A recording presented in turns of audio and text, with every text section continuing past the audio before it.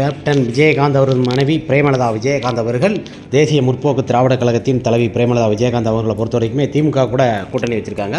பொதுவாக விருதாச்சலம் தொகுதியில் வேட்பாளராக நிற்கிறாங்க. மிகப்பெரிய ஒரு சந்தோஷம். கேப்டன் விஜயகாந்த் அவர்கள் மறைவுக்கு பிறகு கேப்டன் இருக்கும்போது அரசியல் காலத்தில் கூட பயணித்தாங்க, எந்த தொகுதியிலையும் நிற்கலாம். இருந்தாலும் கேப்டன் ஆளுமைக்கு பிறகு ஒரு தைரியமாக ஒரு பெண் இருந்து அரசியல் கட்சி நடத்துவது என்பது ஜெயலலிதா அம்மையாருக்கு அடுத்து திரும்பியும் அதை நான் எதுக்கு பதிவு சொல்கிறோம்னா, ஜெயலலிதா அவங்களுக்கு அடுத்து ஒரு சிங்கப்பெண்ணாக ஒரு லயன் லேடியாக களமிறங்கி வரக்கூடிய பிரேமலதா விஜயகாந்த் அவர்களை பொறுத்த வரைக்குமே தேசிய முற்போக்கு திராவிட கழகத்துக்கு 10 தொகுதி கொடுத்துருக்காங்க. 10 தொகுதி கொடுத்தாலும் நரிச்சின்னு உள்ள தொகுதி தான் கொடுத்துருக்காங்க. பிரேமலதா விஜயகாந்த் அவர்களை பொறுத்த வரைக்கும் கேப்டன் ரிஷி அந்த தொகுதியில் நின்று ஏகப்பட்ட விஷயங்களை செய்து கொடுத்தார். கேப்டன் விஜயகாந்த் 2005 செவிச்ச உடனே அந்த ஊர்களில் என்ன வேணுமோ சகல விஷயங்களையும் செய்து கொடுத்த நமது புரட்சி கலைஞர் கேப்டன் விஜயகாந்த் அவரோட வழியில் இன்று அவர் துணைவியாரும் அவரோட பிள்ளையும் கள இறங்கியிருக்கிறாங்க. எல்லாரோட சப்போர்ட்டும் பொதுவாக வேணும். நிறைய பேரோட கருத்தை பொறுத்த வரைக்கும் என்னடா அப்படிங்கும்போது இது மக்கள் கருத்தே மகேசன் கருத்து என்பார்கள். அதுபோல் திமுக கூட கூட்டணி வைக்க போய் தான் இன்றைய தினத்திலிருந்து இத்தனை ஆண்டுகளும் அந்த ஏடிஎம்கே கூட கூட்டணி வச்சு எம்பி சீட்டு தராதுன்னு சொல்லி நிறைய வாக்குவாதங்கள் ஈடுபட்டாங்க. குறிப்பாக அந்த ஒரு செயல்கள் நமக்கு தேவையில்லை. இருந்தாலும் பிரேமலதா விஜயகாந்த் அவர்களை பொறுத்த வரைக்கும் அதிக வாக்கு வித்தியாசத்தில் நிறைய பேர் செவிக்க வேண்டும்.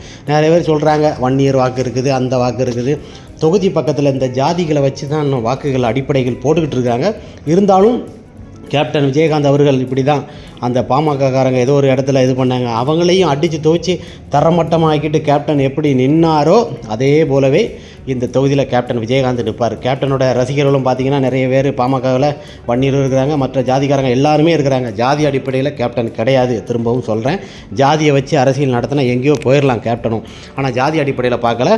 இருந்தாலும் அப்போவுமே ராமதாஸ் குரூப் இருக்கும்போதே கேப்டன் தைரியமாக களத்தில் இறங்கி மிகப்பெரிய வாக்கு வித்தியாசத்தில் வென்றாங்க. அதே போல் பிரேமலதா விஜயகாந்த் அவர்களும் அதிக வாக்கு வித்தியாசத்தில் அங்கே வெல்லுவாங்க. நிறைய பேர் சொல்கிறாங்க எங்கள் வாக்குகளை வாங்க முடியாது அப்படின்னு. அதுவும் தான் பார்த்துருமே, எப்படின்னா கேப்டன் எப்படி ஒரு களத்தில் இருந்தாங்களோ அதே போலவே சிங்கப்பெண்ணாக அதே தொகுதியை கேட்டு செவிக்கிறாங்க. மிகப்பெரிய ஒரு வாக்கு வித்தியாசத்தில் வெல்ல போகிறாங்க.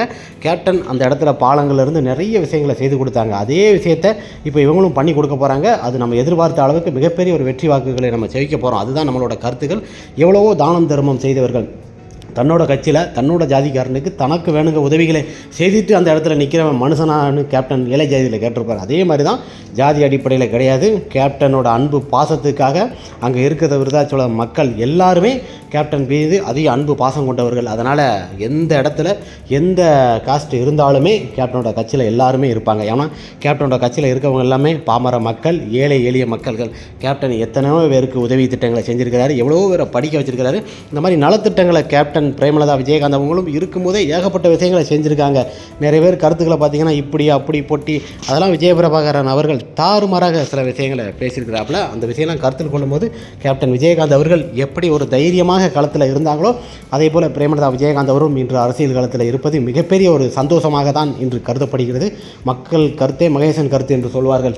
அதுபோல தான் பிரேமலதா விஜயகாந்த் அவர்கள் அங்கே தொகுதியை பொறுத்த வரைக்குமே இன்றைக்கி அரசியல் கட்சி தலைவர்களில் நிறைய பேர் இருக்கிறாங்க. நிறைய கருத்துக்கள் சொல்லலாம். ஆனால் 10 சீட்டு கொடுக்கும்போது நம்ம தேமுதிகவை பொறுத்த வரைக்குமே 10 சீட்டு கொடுத்தோன்னே எல்லாருக்கும் ரொம்ப ஒரு கலங்கலாக இருக்கிறது. ஏன்னு தெரியல, பொறாமப்படுறாங்க. மிகப்பெரிய ஒரு ஆளுமை கொண்டது எதிர்கட்சி தலைவராக கேப்டன் இருந்தார். அதே போல் நல்ல ஒரு பலம் படைத்த ஒரு கட்சி தான். இப்போ இருக்க பொறுத்தவரை ஜாதி அடிப்படையில் எதுவும் கிடையாமல் பொதுவாக ஏழைகளால் உருவாக்கப்பட்ட அது கேப்டன் உருவாக்கி அந்த உறுப்பினர்களால் ரசிகர் மன்றமாக இருந்தது தான் பெரிய அரசியல் கட்சியாக இன்று உருவானது. அந்த கட்சியை இன்று ஆளும்போது மிகப்பெரிய ஒரு சந்தோஷமாக இருக்குது. 10 தொகுதி கொடுத்துருக்காங்க. அந்த 10 தொகுதியிலையும் மிகப்பெரிய ஒரு வாக்கு வித்தியாசத்தில் வெற்றி பெற நோக்கமாக தான் இருக்க வேண்டும். தேமுதிக தொண்டர்களாக இருக்கட்டும், அவங்களோட ரசிகர்களாக இருக்கட்டும், மற்றும் பக்கபலம் கொண்டவர்களாக நிறைய பேர் கருத்துக்கள் அங்கே நின்று அதாயிரும் கமெண்ட் நிறைய பேர் சொல்கிறாங்க. அந்த கருத்தெல்லாம் நம்ம கருத்தில் ஏற்றுக்கவே கிடையாது.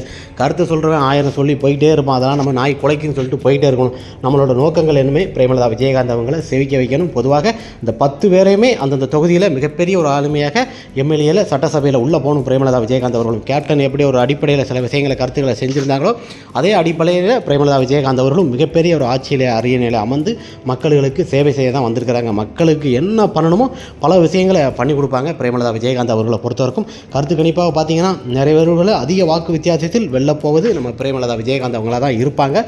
கேப்டனோட அன்பு மனைவியாக பொதுவாக துரோகங்கள் நிறைய இருக்குது. அந்த துரோகங்கள் முன்னாடி மிகப்பெரிய ஒரு வாக்கு வித்தியாசத்தில் நமது கேப்டனின் மனைவி பிரேமலதா விஜயகாந்த் அவர்கள் விருதாச்சலத்தில் மிகப்பெரிய ஒரு வாக்கு வித்தியாசத்தில் வெளில போகிறாங்க. அதுக்காண்டி தான் நம்ம காத்துக்கிட்டு இருக்கோம். நிறைய பேரோட கருத்து கணிப்புகள் வேறு மாதிரி இருந்திருந்தாலும் குறிப்பாக நம் தொகுதியில் எவ்வளோ விஷயங்கள் இருக்குது, எவ்வளோ நல்ல திட்டங்கள் இருக்குது, நிறைய திட்டங்களை கேப்டன் செஞ்சு கொடுத்துருக்காரு அந்த தொகுதியில். அதே திட்டத்தை நம்ம பிரேமலதா விஜயகாந்த் அவர்களும் செஞ்சு கொடுப்பாங்க. பொதுவாக நடிக்கும் போதே கேப்டன் விஜயகாந்த் நிறைய விஷயங்களை பண்ணி கொடுத்துருக்காரு. அதே போல் நடித்த பிறகும் நிறைய விஷயங்களை பண்ணி கொடுத்துருக்காரு. அரசியல் வந்தும் நிறைய விஷயங்களை பண்ணி கொடுத்துருக்காங்க. திரும்பியும் கேப்டன் விஜயகாந்த் அவர்களைப் போலவே பிரேமலதா விஜயகாந்த் அவர்கள் இந்த விஷயத்தை பண்ணி கொடுக்க போகிறாங்க. பண்ணி கொடுத்தாலும் மிகப்பெரிய ஒரு வெற்றியில் நம்ம எதிர்பார்க்க போகிறோம். உங்களோட கருத்து கணிப்புகள் நிறைய இருக்கலாம். நிறைய கருத்து என்னடா திமுக கூட கூட்டணி சொல்லி நீங்கள் ஆரம்பத்தில் எல்லாரும் திமுக கூட வச்சுருக்கேன்னு சொல்கிறாங்க, ஏடிஎம் கூட வச்சா இது கூட வச்சுன்னு சொல்கிறாங்க. உங்களோட கருத்து தான் என்னென்னு இன்னும் தெரியலை. பொதுவாக பொறுத்த வரைக்குமே எல்லோரோட கருத்துக்களையும் கேட்டு நம்ம இது பண்ண முடியாது. பொதுவாக கட்சியில் இருக்க நிர்வாகிகள் அந்த தொண்டர்களோட பணி எப்படி இருக்கணும்னு சொல்லி அவங்களே தேர்ந்தெடுத்த முடிவு தான் இந்த திமுக கூட கூட்டணி வச்சு 10 தொகுதி கொடுத்துருக்காங்க. மிகப்பெரிய ஒரு சந்தோஷம். ஒரு எம்பி பதவியும் கிடச்சிருக்குது.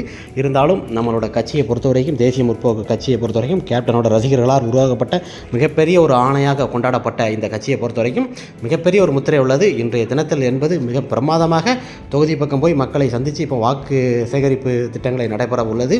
குறிப்பாக எல்லா இடத்துலையும் பிரச்சாரத்துக்கு செல்ல போகிறாங்க. பிரேமலதா விஜயகாந்த் அவர்களாக இருக்கட்டும், விஜயபிரபாகரனாக இருக்கட்டும், எல்லாருமே இன்றைக்கி போக போகிறாங்க. குறிப்பாக திமுக வாக்குகளும் சரி, மற்ற நம்ம தேமுதிக வாக்குகளும் சரி, அதிக வாக்கு வித்தியாசத்தில் மிகப்பெரிய ஒரு வெற்றிகளை நம்ம காண வேண்டும். அந்த தொகுதியில் எத்தனை பேர் நம்மளை இலக்காரமாக பேசுகிறாங்களோ அந்த இடத்துல மிகப்பெரிய ஒரு வெற்றி. உங்களோட நோக்கம் முரசு சின்னத்தில் வாக்களிக்க வேண்டிய ஒரு இதாக இருக்க வேண்டும். எல்லாரோட கருத்துக்கள் படியும் பார்த்தீங்கன்னா பிரேமலதா விஜயகாந்த் அவர்களை மிகப்பெரிய ஒரு வாக்கில் வெற்றி பெற செய்ய வேண்டும். பெண் என்று தான் நினைக்கக்கூடாது. அந்த பெண் ஆளும் திறமை கொண்டவர் அது என்பதை நீங்கள் உங்களோட வாக்கு எண்ணிக்கையில் வச்சு தான் நம்ம அடிப்படையில் நிறைய விஷயங்களை பேச முடியும். குறிப்பாக அந்த பெண் செய்யும் சில காரியங்களை தான் நம்ம சொல்ல முடியும். அந்த அளவுக்கு ஒரு பெருமை மிக்க ஒரு பெண்ணாக பிரேமலதா விஜயகாந்த் அவர்கள் அரசியல் கட்சி இத்தனை ஆண்டுகளாக நடத்தி கொண்டு வருகிறார்கள். குறிப்பாக கேப்டன் மறைவுக்கு பிறகு முதல் முறையாக சட்டமன்ற தேர்தலில் நிற்கிறாங்க. அந்த அதிக வாக்கு வித்தியாசத்தில் வெற்றி பெற வேண்டும் தான் நம்மளோட நோக்கங்கள் இருக்கிறது. குறிப்பாக தொண்டர்களும் சரி, ரசிகர்களும் சரி, திமுகவும் சரி, அதனை தொடர்ந்து இருக்க தேமுகவும் எல்லாருமே வெற்றி பெற செய்ய வேண்டும். இந்த ஆண்டு 2026 திமுக தான் ஆட்சி ஆள வேண்டும் என்பது நம்மளோட நோக்கமாக இருக்க வேண்டும். பொதுவாக அதிக வாக்கு வித்தியாசத்தில் அரியணையில் முதலமைச்சராக ஸ்டாலின் அவர்களை அமர்த்த வேண்டும். தேசிய முற்போக்கு திராவிட கழகம் 10 தொகுதியிலும் சட்டசபையில் எல்லாருமே போக வேண்டும். அதுதான் நம்மளோட கருத்தாக இருக்க வேண்டும். பொதுவாக எந்த இடத்திலையும் எந்த அசம்பாவிதமும் நடக்காமல் கரெக்டான முறையில் ஃபாலோ பண்ணி அரசியல் களத்தில் முன்னுக்கு வர வேண்டும். பிரேமலதா விஜயகாந்த் அவங்க எப்படி பண்ண போகிறாங்களோ அதுதான் பண்ண போகிறாங்க. பொறுத்திருந்து பார்ப்போம். குலைக்கிறவங்களாம் குலைச்சிட்டு போட்டோம், நமக்கு கவலை கிடையாது. நம்மளோட நோக்கம் என்ன? மக்களுக்கு நல்ல செய்யணும். அரசியல் களத்தில் நிறைய விஷயங்களை செய்து கொடுக்க வேண்டும். அதுதான் நம்மளோட கருத்தாக இருக்க வேண்டும் என்று பிரேமலதா விஜயகாந்த் அவங்க சொல்லியிருக்காங்க. அதே போலவே தொண்டர்களும் பின்பற்றி வருகிறார்கள். விருதாச்சலம் தொகுதியில் நம்ம பிரேமலதா விஜயகாந்த் அவர்கள் அதிக வாக்கு வித்தியாசத்தில் மிகப்பெரிய ஒரு வெற்றி வேட்பாளராக வந்து கொண்டிருக்கிறார். பொதுவாக அங்கே பிரச்சாரத்துக்கு தயாராகிவிட்டால் 1ஆம் தேதியிலிருந்து எல்லா இடத்துக்கும் வருவாங்க. நம்ம மிகப்பெரிய ஒரு வாக்கு வித்தியாசத்தில் வெற்றி பெற செய்ய வேண்டும், அரியணையில் அமர்த்த வேண்டும் என்பதுதான் நம்மளோட நோக்கமாக இருக்க வேண்டும். இந்த ஆண்டு 26 நம்ம ஸ்டாலின் ஐயா அவர்கள் தான் திரும்பியும் முதலமைச்சர் ஆவார்னு சொல்லிட்டு பிரேமலதா விஜயகாந்த் அவர்கள் பேட்டியாளரை சந்தித்து சூப்பராக சொல்லியிருக்காங்க. வெற்றி நமதே.